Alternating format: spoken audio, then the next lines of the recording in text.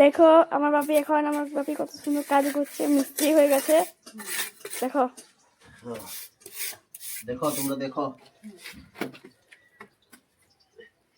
দেখো দেখো দেখো দেখো তোমরা দেখো দেখো মিস্ত্রি কেমন কাজ করে। দেখো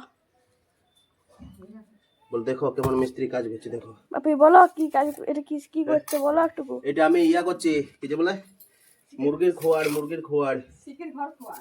মুরগি রাখার জন্য এটা করছি, ঠিক আছে? মুরগি রাখার জন্য করছি। দেখো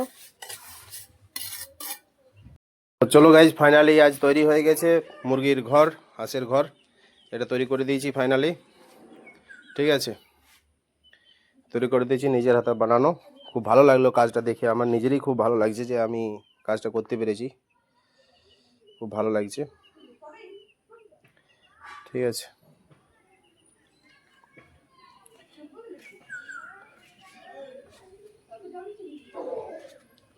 দেখো,